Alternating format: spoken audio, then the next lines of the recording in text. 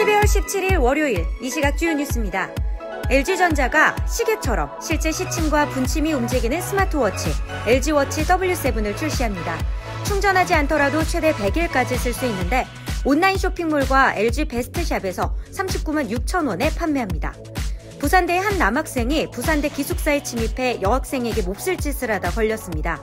학교는 5년 전에도 비슷한 사건으로 논란에 휘말린 바 있는데 당시 성폭행을 한 사람은 징역 6년을 선고받았습니다. 부부가 헤어지면 전 배우자의 노령연금액 중 일부를 청구해서 받을 수 있습니다. 이를테면 월소득 200만 원으로 20년간 가입할 경우 이혼할 때 각각 월소득 100만 원으로 20년 가입한 것으로 분할하는 방식입니다.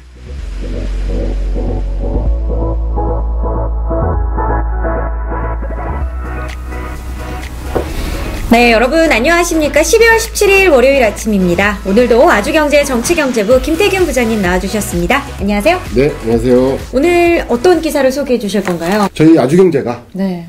연말을 맞이해서 네. 이런 전국의 주요 산업단지를 돌아보는 르포를 진행을 합니다. 그래서 과연 지금 현황이 어떻고 그리고 앞으로 어떻게 해야 다시 한번 우리가 제조업을 되살릴 수 있나 라는 프로젝트를 진행을 합니다. 그 관련된 기사가 이번에 시켜드릴 기사입니다. 어떤 대책 마련에 나섰나요, 지금? 두 가지인데요. 제일 큰 건인데 사실 일할 사람이 있어야 된다는 거죠. 그렇죠. 지금 그 지역에 가면 일할 사람이 없다는 게 왜 그러냐면 두 가지인데, 하나가 일단 공장에 일할 사람이 없는 이유가 워낙 환경이나 주변 여건들이 청년들이 가서 일하기에는 너무 어려운 힘든 여건. 네. 그러니까 지금의 청년 세대는 뭡니까? 과거에는 일자리만 있으면 찾아갔어요, 청년들이. 맞아요. 근데 지금은 일자리가 문제가 아니라 삶의 질. 주변에 관련돼서 문화시설, 뭐, 그런 각종 뭐, 생활시설, 이런 기반들이 인프라가 갖춰져야 되거든요. 그래야 사람들이 모이게 되고, 맞아요. 청년이 거기서 마음을 잡고 일을 하게 되고. 근데 그런 게 기존에 없다 보니까, 이제, 우리 기존에 그 산업단지에 있던 기업들이 다 해외로 값싼 인력을 찾아서 중국으로 갔다가 베트남으로 갔다가 하는 거거든요. 네네. 그러니까 청년들은 오히려 계속 안 모이고. 그래서 이런 청년이 올 수 있는, 그 사람이 모일 수 있는 산업단지로 탈바꿈하겠다. 그러니까 첫 번째 목표죠. 그리고 또 이제 공장이라는 개념 자체도 바뀌어서 이제 스마트화 시켜서. 아까 말씀드린 공장형 아파트 같은 거. 깨끗하고 깔끔하고 좋은 환경에서 일할 수 있는 그런 스마트형 그 공장을 지금 뭐 정부 계획에도 나와 있지만 굉장히 많이 좀 설립을 하겠다라는 게 또 목표고요. 또 더불어서 거기에 또 복합 문화센터와 같은 문화시설 그런 것들이 있어야 된다는 거죠. 근데 지역 경제 활성화에도 굉장한 영향을 미칠 것 같아요. 굉장히 중요하죠. 사실 구로 같은 경우 구로 공단이 쇠퇴했다가 지금 구로 디지털 산업단지가 되면서 굉장히 바뀌면서 구로 지역에 굉장히 큰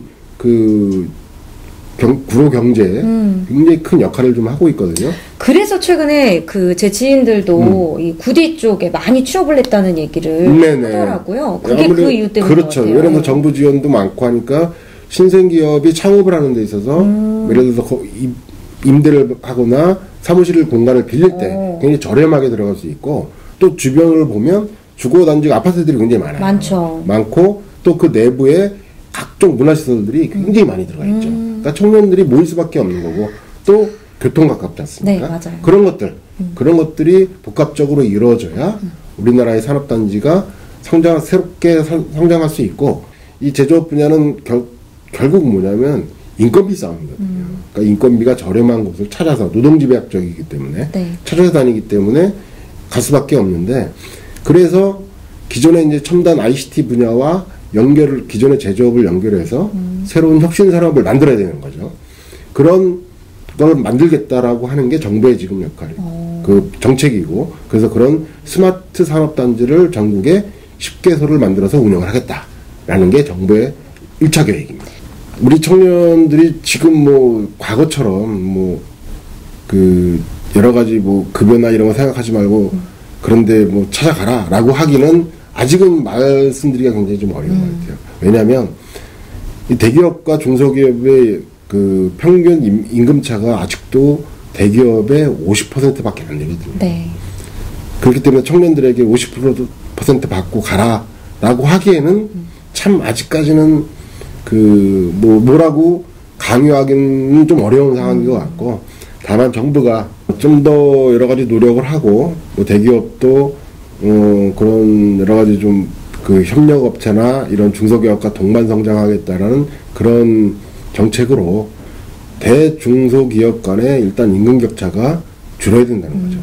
뭐 몇 퍼센트라고까지 하긴 좀 어렵지만 최소한 7, 80%까지는 올라가야 그 다음에 이제 기존의 기성세대도 청년들에게 대해서 저기 일자리 이렇게 많은데 중소기업이 많은데 왜 안 가냐 라고 할 수가 있는 거죠. 그냥 단순히 뭐 전 정부에서 그랬지 않습니까? 지금 일자리가 저기 중소기업 같은 데 가면 널려 있는데 우리 청년들이 문제가 있다. 그건 결코 아닌 거죠. 아니죠. 그렇죠? 아까도 말씀드렸지만 그런 임금 격차라든가 아니면 주변에 어떤 여러 가지 인프라라든가 자기가 일할 곳에 그런 것들이 어느 정도 좀 정비가 돼야 청년들에게 마음껏 가서 일을 해라 라고 얘기할 수 있는 것인데, 이런 것들이 좀 빨리 환경이나 인프라 이런 것들이 좀 빨리 갖춰졌으면 하는 바람입니다. 오늘 너무 좋은 말씀 감사합니다. 월요일 아침부터. 네. 실질적인 말씀을 해주셔서 오늘 더 유익하게 많은 분들이 들으셨을 것 같아서 감사합니다. 네, 저희는 내일 아침 8시 이 시간에 다시 찾아뵙도록 하겠습니다. 시청해주신 여러분 대단히 고맙습니다.